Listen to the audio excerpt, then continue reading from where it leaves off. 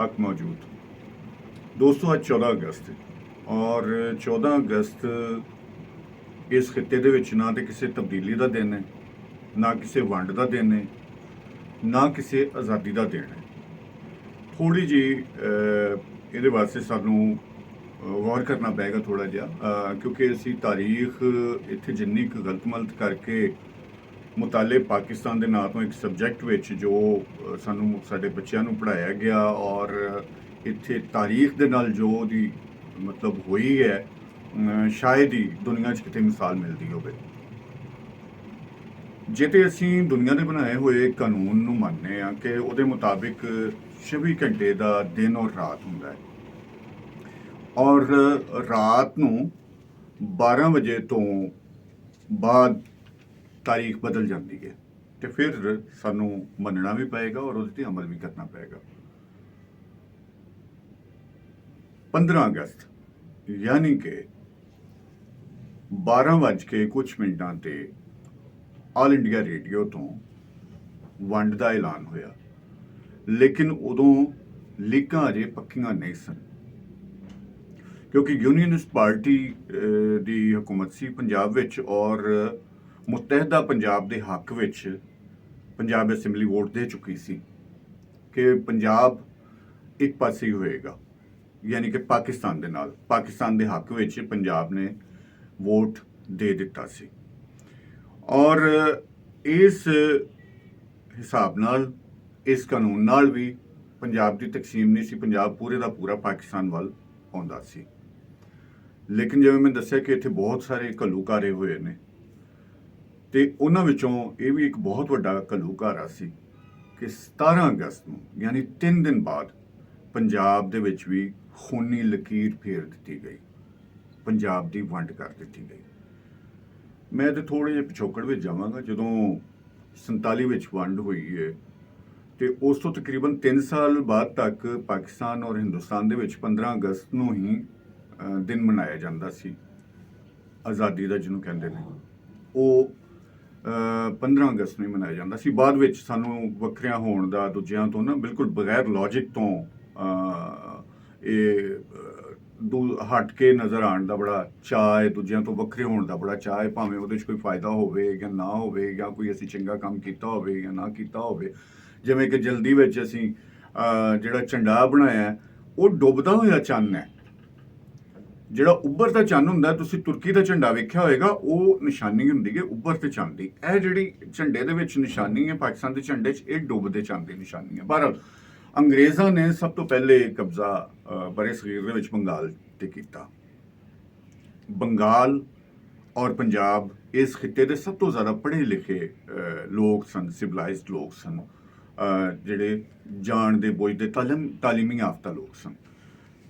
बंगाल की उन्होंने वंड की। बंगाल दे विच की होया कि धर्म का उन्होंने कोई तड़का नहीं सी लाया और उत्थे एक बंदे का एक कोई बटन भी नहीं टुटा और वो जिहड़ी वंड हुई मशरकी और मगरबी बंगाल के नां तो वंड हो गई और अज भी मशरकी और मगरबी बंगाल ही ने।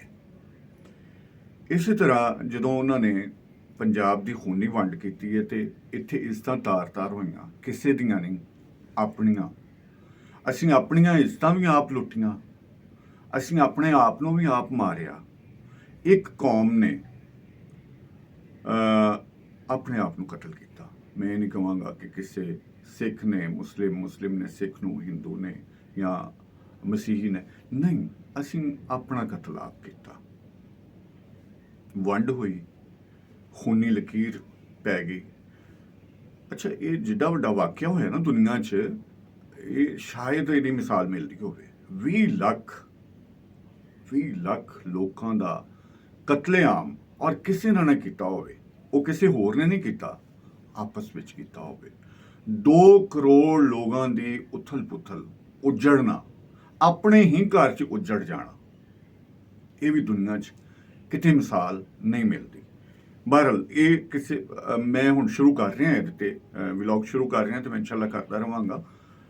पंजाब नूं जदों वंडिया ते उहदे बाद मशरकी और मगरबी पंजाब ही कहा जाता सी 1960 तक।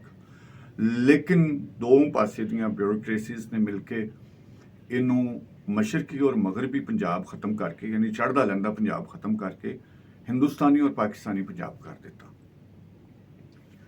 ਪੰਜਾਬ ਨੂੰ ਮੁਤਹਿਦਾ ਇੱਕ ਪਾਸੇ ਰੱਖਣ ਦੇ ਵਿੱਚ ਨੁਕਸਾਨ ਕਿਹਦਾ ਸੀ?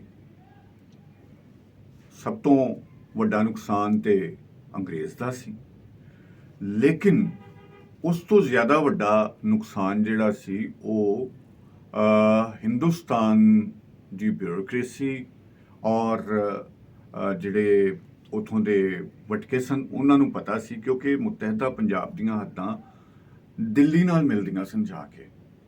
ਲਿਹਾਜ਼ਾ ਉਹਨਾਂ ਨੂੰ ਸਦੀਆਂ ਤੋਂ ਆਪਣਾ ਇੱਕ ਜਿਹੜੀ ਰਾਜਧਾਨੀ ਹੈ ਦਾਰੁਲ ਹਕੂਮਤ ਉੱਥੇ ਕਾਇਮ ਰੱਖਣਾ ਮੁਸ਼ਕਲ ਹੋ ਜਾਂਦਾ ਔਰ ਉਹਨੂੰ ਚੁੱਕ ਕੇ ਉਹਨਾਂ ਨੂੰ ਹੋਰ ਕਿਤੇ ਲਿਜਾਣਾ ਪੈਣਾ ਸੀ।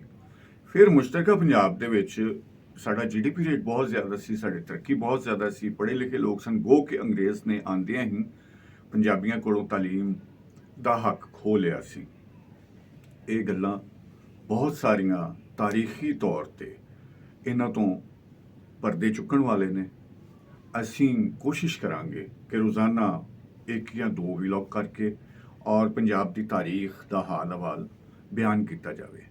ਸੋ ਮੈਂ ਅੱਜ ਸਿਰਫ ਇਹ ਦੱਸਣਾ ਚਾਹੁੰਦਾ ਸਾਂ ਕਿ 14 ਅਗਸਤ ਨਹੀਂ ਬਲਕਿ ਪਾਕਿਸਤਾਨ ਬਣਨ ਤੋਂ ਬਾਅਦ ਵੀ 3-4 ਸਾਲ ਤੱਕ 15 ਅਗਸਤ ਨੂੰ ਹੀ ਦੋਵੇਂ ਮੁਲਕ ਜਿਹੜੇ ਨੇ ਉਹ ਦਿਨ ਮਨਾਉਂਦੇ ਰਹੇ ਨੇ ਆਜ਼ਾਦੀ ਦਾ, ਔਰ ਬਾਅਦ ਵਿੱਚ ਵੱਖਰੇ ਹੋਣ ਦੀ ਯਾਨੀ ਇੱਕ ਨੁਮਾਇਆ ਜਾਂ ਉਹਨਾਂ ਤੋਂ ਇੰਡੀਆ ਦੇ ਨਾਲ ਅਸੀਂ ਕਿਉਂ ਮਨਾਈਏ ਔਰ ਇਹ ਉਹ।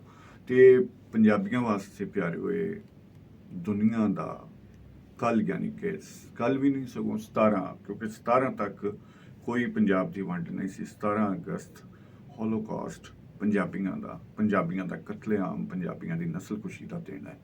ਲਿਹਾਜ਼ਾ 17 ਅਗਸਤ ਕਾਲਾ ਦਿਨ ਹੈ ਪੰਜਾਬੀਆਂ ਵਾਸਤੇ। ਤਾਰੀਖ ਦੀ ਦਰੁਸਤਗੀ ਕਰੋ ਕਿ ਜਿਹੜੀ ਲੀਕ ਫਿਰੀ ਸੀ ਉਹ 15 ਅਗਸਤ ਨੂੰ ਸੀ, 14 ਨੂੰ ਨਹੀਂ ਸੀ। ਖੈਰ ਤੁਹਾਡੇ ਦਮ ਦੀ।